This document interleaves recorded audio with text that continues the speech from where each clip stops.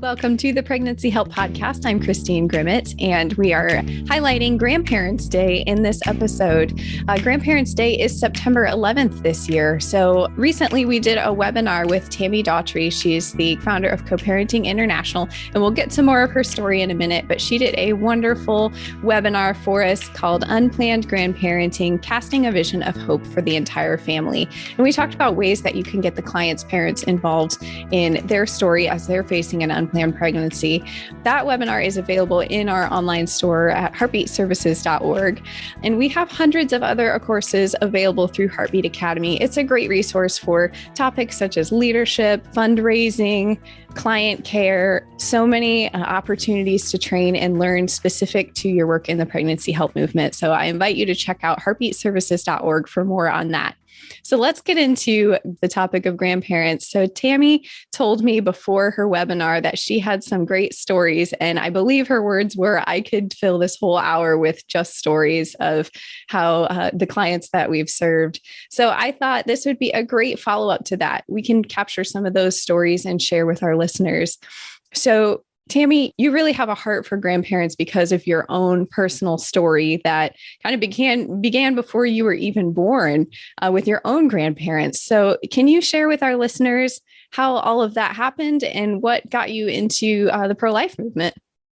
Sure. Well, it's an honor to be here, and it's such a delight to know that these resources live on. And I'm excited to dig more into your podcast and learn from people you've interviewed previously. So it's an honor to be here.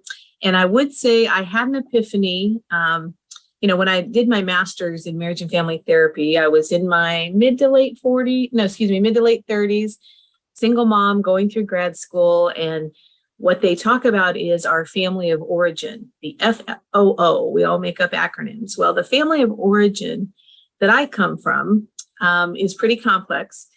Nothing extraordinarily different, and especially in the pro-life movement, being a child that came from an unplanned pregnancy is not a new story. And I'm delighted to say my mom and dad loved each other. I was created out of love, a 17-year-old senior in high school. My dad and my mom had just graduated high school, moving into college. She was the valedictorian. She had great plans for her educational future.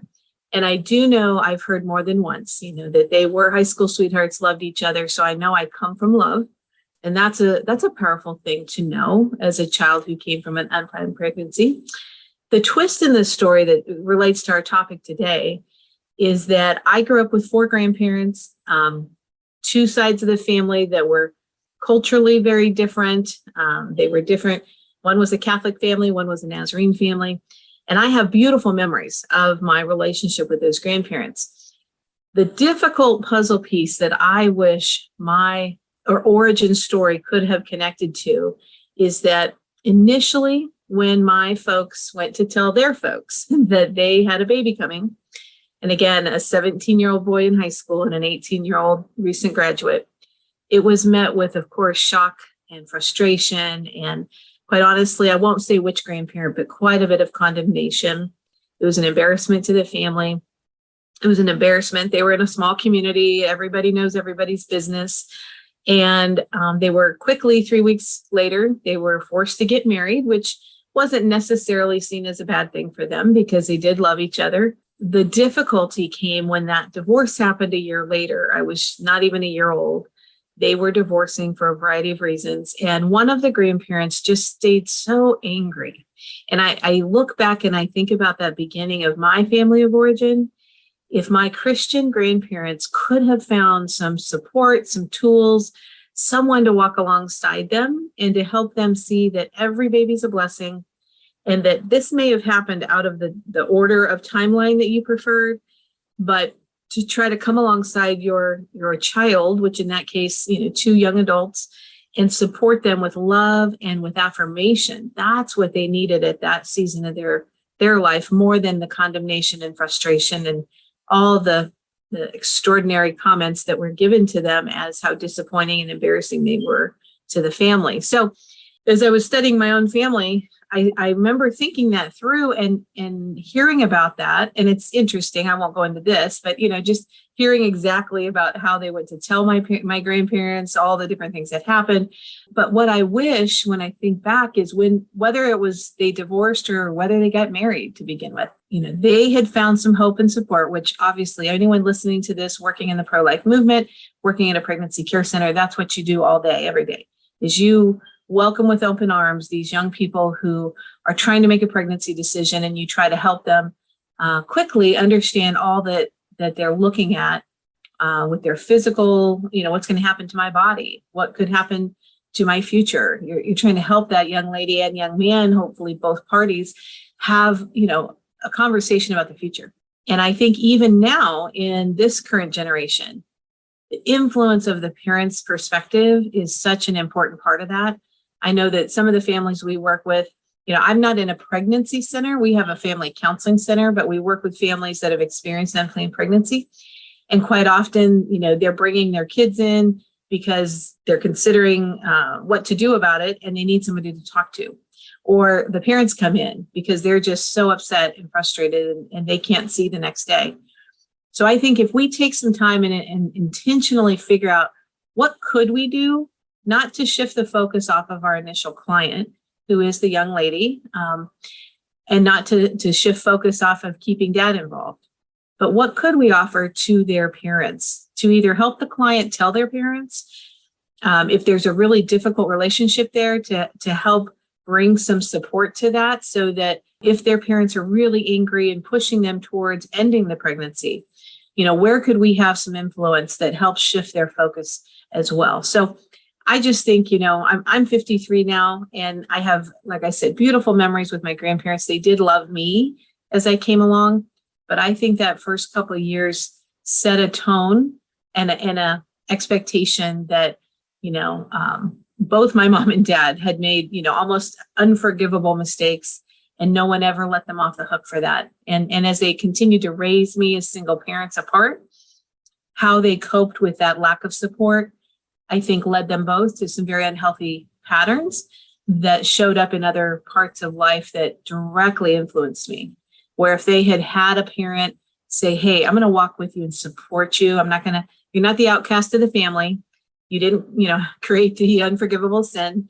And, we love you regardless. And we're frustrated. Maybe this is a lot to figure out, but we're with you and not against you. I think if that message could have been communicated by my grandparents early on, it would have made the whole next season of life much easier on everyone. So that's why I have a big passion about that.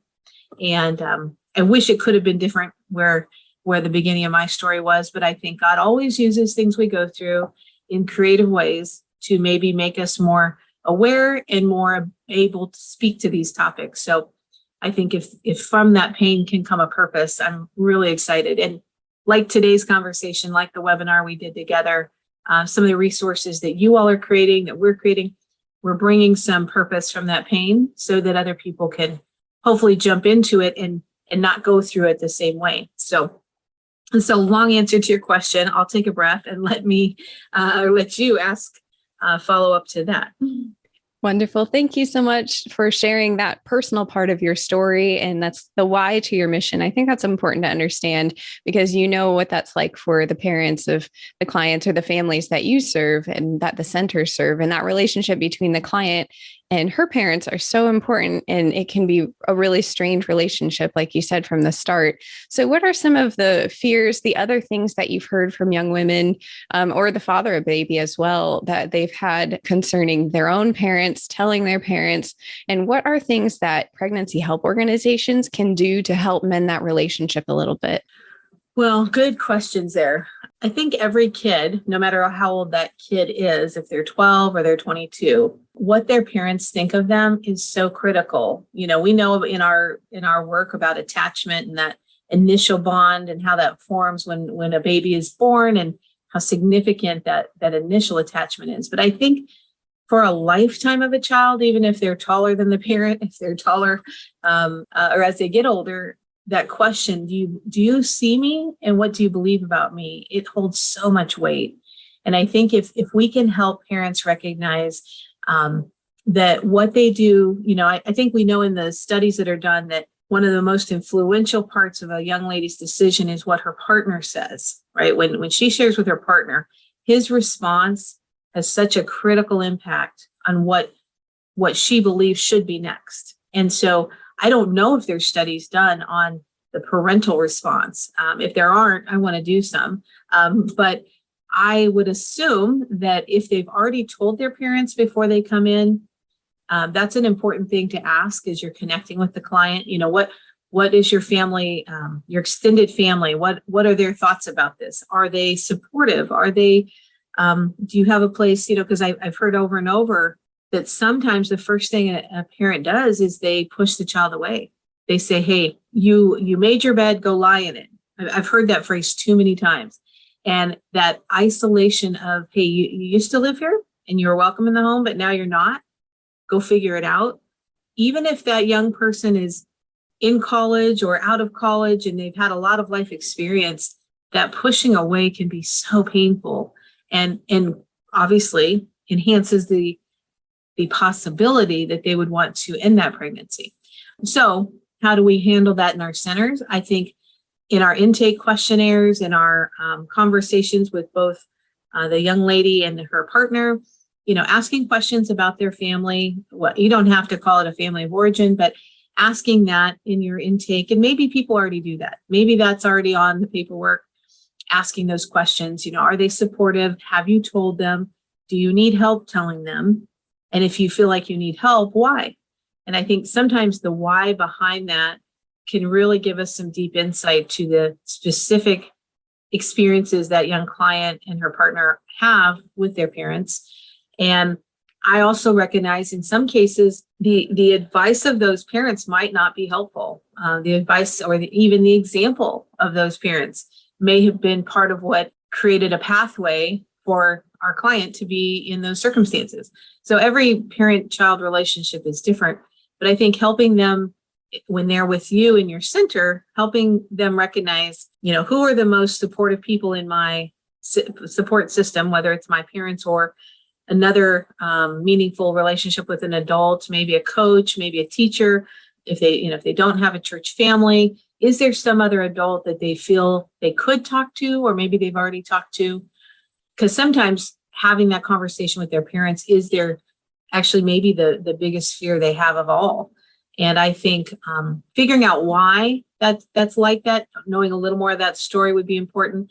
And I wonder, I think most pregnancy centers have very meaningful relationships with other organizations like family counseling centers, or maybe have, on their own board of directors. They've probably got someone who works in the mental health field, and maybe coming up with some sort of plan A, B, and C, depending on how these questions get answered. How might we then support this client? And again, I certainly can't give an exact equation for every center that's going to work every time. But I think having some local support where if there is a really difficult dynamic, then maybe there's a third party that can help them have that conversation with their parents.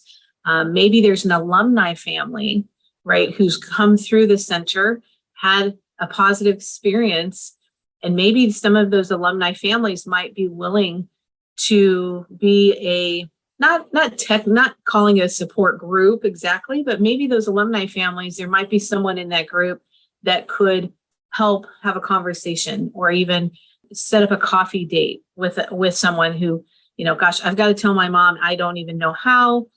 Maybe there's another family that could help her think out loud about that if it's not your staff directly.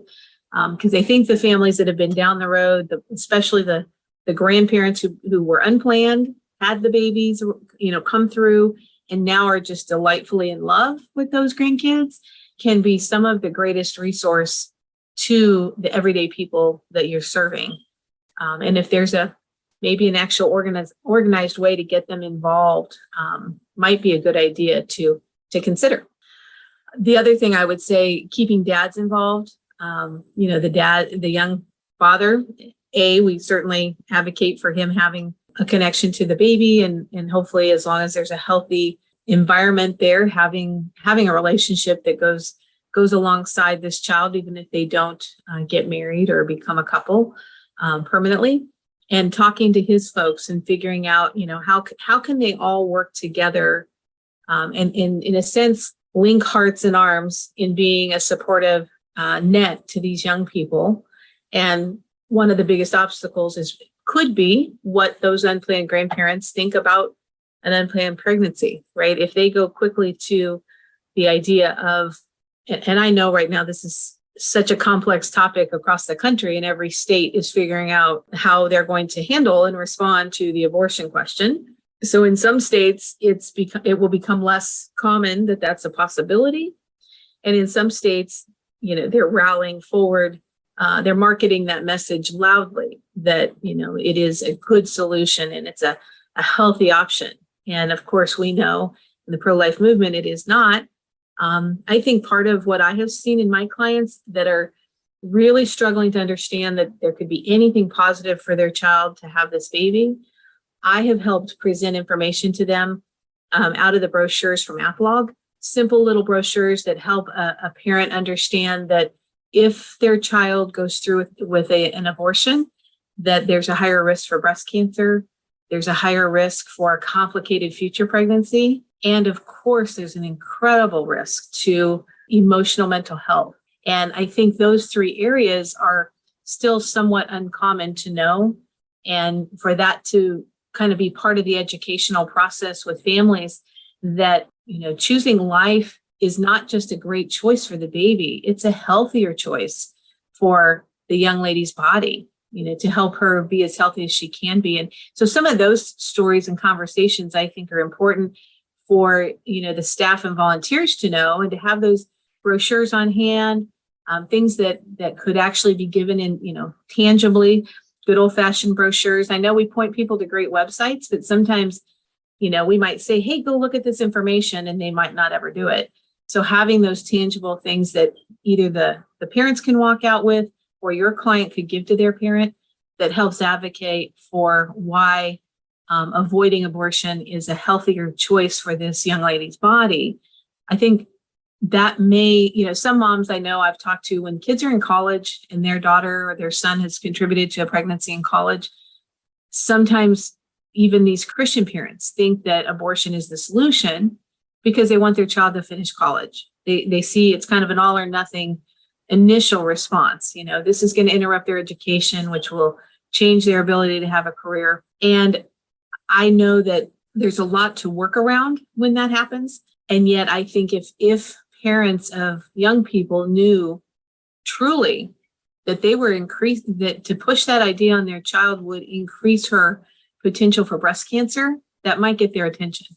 That it would increase her potential to maybe never have a healthy pregnancy in the future, right? Those statistics are so important. I think how we tell that story matters. And I know that some parents listen to statistics more than story, and some need a story more than statistics. And if we can take that and weave that together, and I applaud Applog for doing a great job of those specific statistics in small, easy to understand brochures where the young client can understand that quickly, and then hopefully share that information with her parents or his parents. So there's so much at risk there. And I think trying to make that information more available. The other piece of this puzzle, and I know we all wear different hats and have different ways to influence community, but I'm always looking for ways that, new ways to market the message of grace. And that not just from, obviously pro-life pregnancy centers do that every day, all day.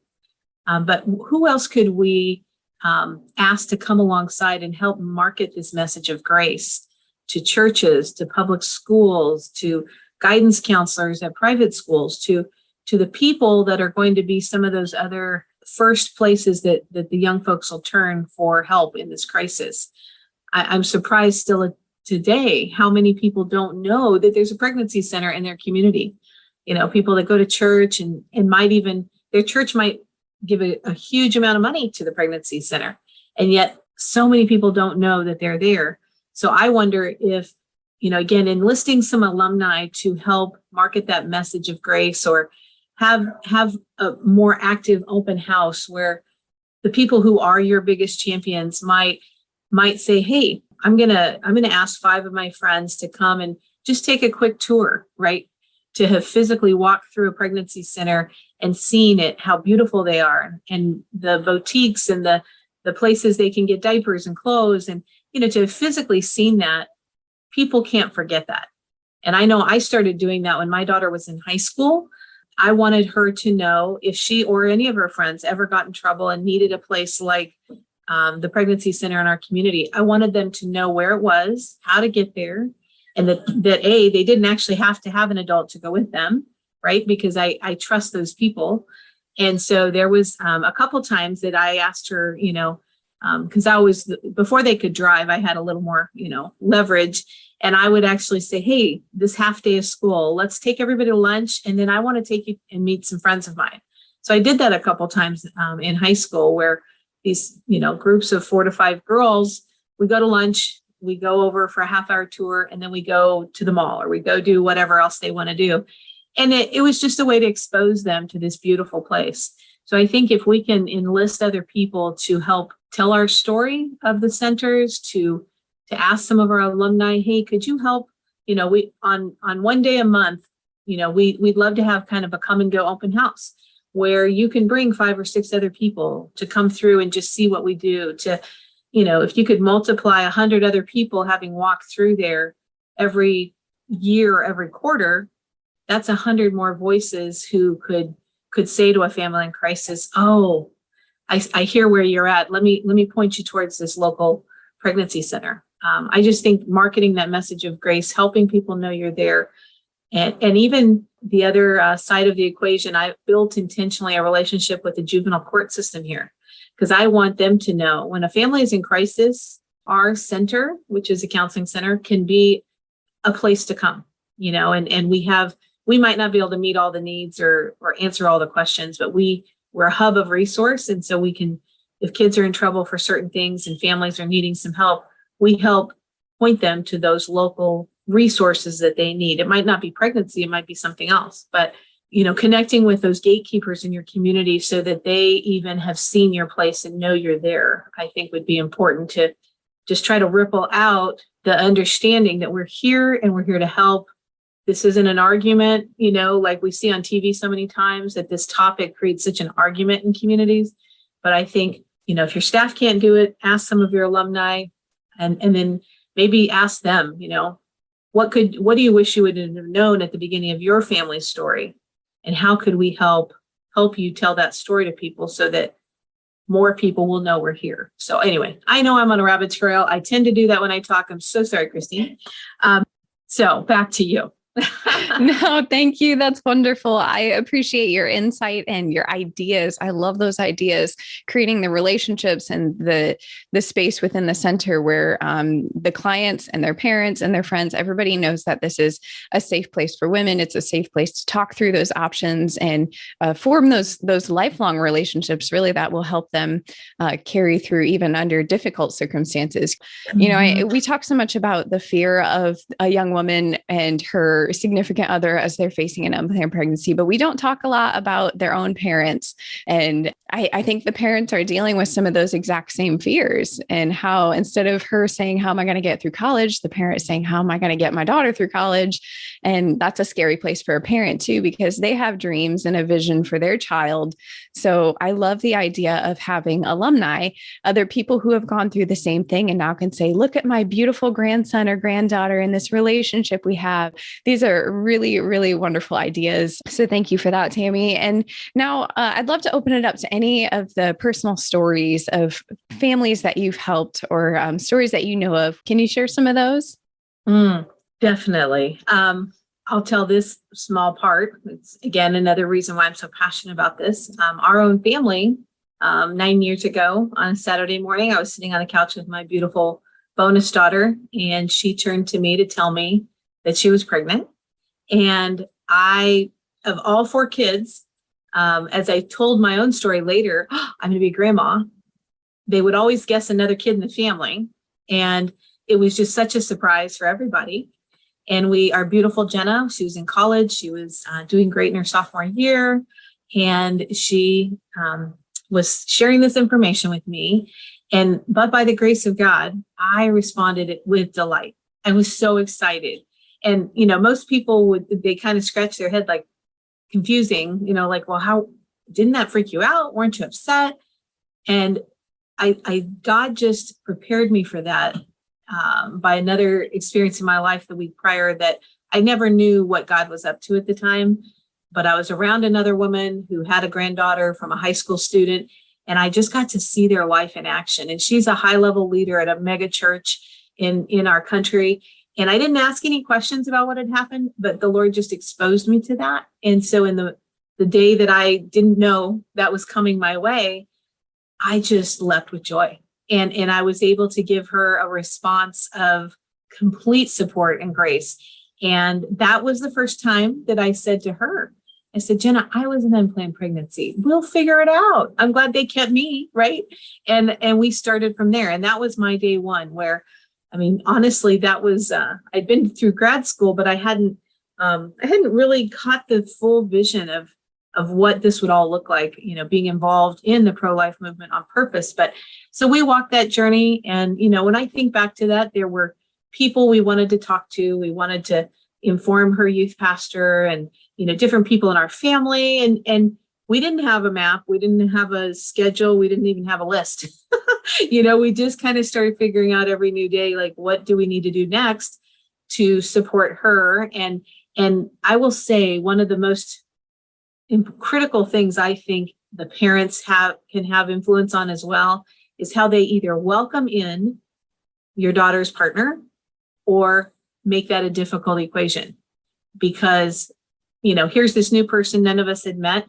And, again, I'd spent decades ahead of time cheering for co-parenting and Dads Matter. And so I was very interested and curious to meet him. And I told him at the beginning, even if you and our daughter don't get married, I want to love you. I want to know you. And I want you to be part of your child's life because you're so important to this baby, which they had no idea if it'd be a girl or a boy. And we had an open conversation with him. My husband and I went to Dairy Queen and we sat there for 3 hours just with us and him and got to know him. And it wasn't from a lens of interrogation. It was just, hey, we want to know you and let us tell you about us. And so I think some of those, the parents having an influence of kindness and of curiosity, because if this new baby's coming, and let's say the family's on board that, yes, we're going to help our daughter have this child. They've settled that question and they're making their way forward. Being the arms of Christ and really reaching out and inviting in the father of the child is so important because no matter what the relationship dynamics end up being between the young people, that young man knowing if he's welcome or if he's disdained is going to have a really big part of his ability or even his interest in staying engaged as a father. And so, that other story, I guess, is very personal to me because I'm grateful to say that, a couple years later, they did get married, but we asked them to go through premarital. We asked them to take a couple years and date. We didn't force them down the aisle to get married. We wanted them to know and believe that this was their choice that they were making, that we weren't forcing it upon them. And again, there's not one way to do this, and other families, might have responded to some of it differently. But I think just being in that position of grace and love and helping people know that they matter and that they are welcome. That part, I think, in being an unplanned grandparent myself, I think my husband and I, we were very intentional, and we tried to open that door wide and welcome Shelby into our family. And now we have a big Shelby and a little Shelby because their first child was a boy, and he's now 8 years old, and they've turned into an incredible family. They got married after she graduated. They have had 5 children now. And just, the fifth was here just a month ago. So we've got 3 granddaughters and 2 grandsons that all started from that seed of a surprise. And I am grateful. And I will say, it hasn't all been easy. There have been big bumps in the road for everybody. But that's what family is about, right? We're not robots. None of us can show up perfect. We all make mistakes as adults and young people. And I think just trying to have open arms of grace and inviting inviting those kids to lean in with us and not feel like they want to pull away or that we're pushing them away. I think that has made a big difference over the long run. So, and I ran into a lady recently in the grocery store who I had helped about 6 years ago. Their family had faced an unplanned pregnancy. And initially she had brought her son, and her son was contributing, of course, and then the young lady, and I saw them each individually, and I helped they weren't going to stay together as a couple. They were kind of thinking towards, being co-parents. They were very young. He was headed off to college and she was 1 year younger. And so we kind of, worked together probably 6 months or so. And this is about 6 years ago. And I happened to see her at the grocery store, and she came up and she's like, "You'll never believe this." She said, "Literally yesterday, I said to the kids, you ought to call Tammy." And I said, "Really? What's happening?" She said, "Well, they ended up staying together as a couple. They've had a second child. And now more than anything, they just need some support on how to communicate and be parents." And I was so delighted to hear that, and so I'm really curious and going to be full of questions if they do reach out. But I think, as any of us have a story of grace that we could share and pass on, I think it's important to keep those stories going and to be curious, and we can't follow up with every family. We can't always stay in touch, for 2 and 3 decades of life. But when there is a beautiful story and has a creative, as a child is born and there's different ways that the family supports, I think sharing those stories and letting them be known, just so that those that know us can know that, hey, there's a lot of different ways to choose life and walk through this. The way we did it doesn't have to be the way you did it.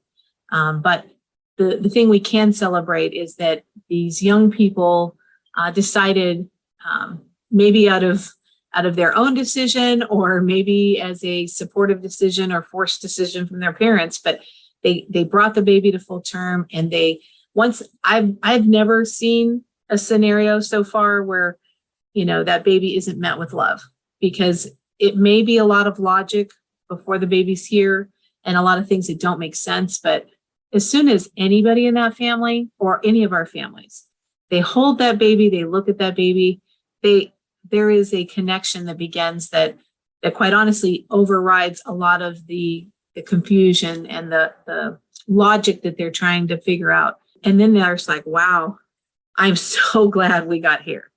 And so I would say, anybody listening, just thank you for what you're doing and how you walk alongside families, because every human that walks in your center comes with a family of origin, which means they have expectations about how things should be or shouldn't be. They have patterns of communication. Some might be really effective, some might not be very effective. And they have a lot of fear.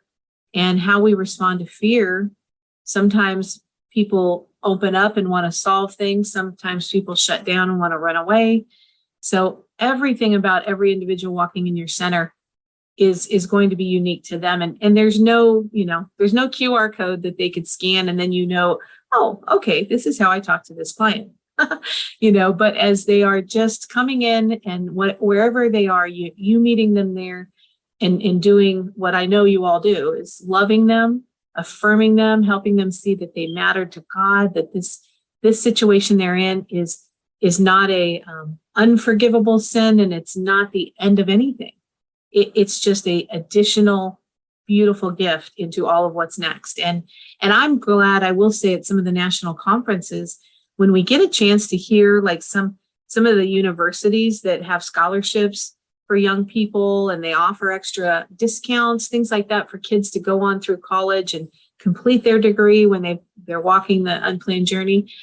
I think those are beautiful stories that, I'd love for us to be telling more and more of those, so that everyone in our community can know that even if they don't know that young family, they can know, oh, here's a beautiful story about someone who came through a process and it didn't end anything. It might have adjusted the timeline.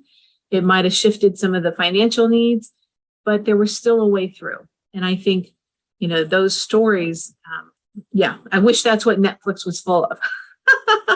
But anyway, so that was more of my little story there, but I'm grateful, however they go, that the next chapter in these lives of my clients and as well as our own.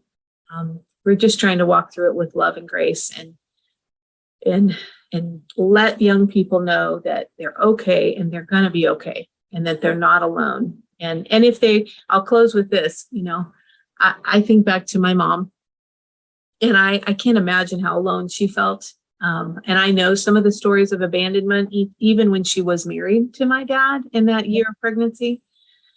And I also know there's a lot of extra pain that comes with feeling abandoned by your partner. And so whether those folks listening are thinking, of a creative way to start connecting with the unplanned grandparents and the alumni, those are great next steps. But just thank you for always being a voice of love and of true. I don't know. I'm struggling to find the word that feels big, but I know if my mom would have walked into a place like that, she would have felt like maybe she found the arms of Jesus, that she wasn't alone, that she didn't have to face all of the things that were hard by herself. And so I'm grateful. Thank you to everyone, especially those that are volunteers and do this alongside another job or another, bivocational decision. Thank you for the gift that you are giving these young people. And because I think no matter what we're facing, whether it's this situation or other hard things in our lives, knowing that we're not alone, I think can make all the difference in the outcome. So thank you. Wow. Thank you so much, Tammy. Your personal testimony is very powerful. You've experienced so much on the topic of grandparents and of unplanned pregnancy that you can bring hope into a lot of other lives. So thank you for that. Before we close out, you do have a resource called the Unplanned Grandparent. How can our listeners get a hold of that? What are some ways to connect with you? Sure. Well, we are working in real time the fall of 2022. So depending when you're listening to this, we are producing a fun new resource called the Unplanned Grandparent. We plan to launch that in the spring of 2023. There'll be a video component. There'll be some downloadable resources. There'll probably be a tangible book, some brochures even that centers can put in their waiting room or with their resources. So you can find us at CoParentingInternational.com. So that's CoParentingInternational.com. And along the menu options there's a lot of different tabs for the different resources we offer, because this new one is coming out in 2023. And we've got a ton of resources for co-parenting and helping clients when they don't marry, how to on-ramp to that experience of sharing children between homes. We've even got resources in Spanish. Our One Heart, Two Homes resource just released in Spanish as well. So we've got tons of things there, and we'd love to be connected. And in 2023 and beyond, I do hope that there will be a digital quarterly way to connect with us on this topic, where we've got some things in store that leaders can jump in on and be part of some live conversations to just keep talking about how to help grandparents. So do come to our website, and we'd love to hear from you. We're based in Nashville, Tennessee. So, anybody in Tennessee, we'd love to meet you in person, but we can help families all around the world with the work we do. So connect with us at the website, and we would be honored to just, schedule a call and talk to you about how some of the centers use our resources on these different topics, or, look for us at CareNet and at Heartbeat, because we'll always be there, Lord willing, as those events continue. We'll have a booth, and we'd love to meet people there as well. Wonderful. Thank you so much, Tammy. And hey, thanks to our listeners for checking out this episode. I'll have some great links for you below on the show notes that you can click on to access some of the resources that were mentioned in today's episode. With that, be sure to subscribe so that you never miss a future episode. We have some great content coming your way on the Pregnancy Help podcast. And happy Grandparents' Day to our listeners who are grandparents.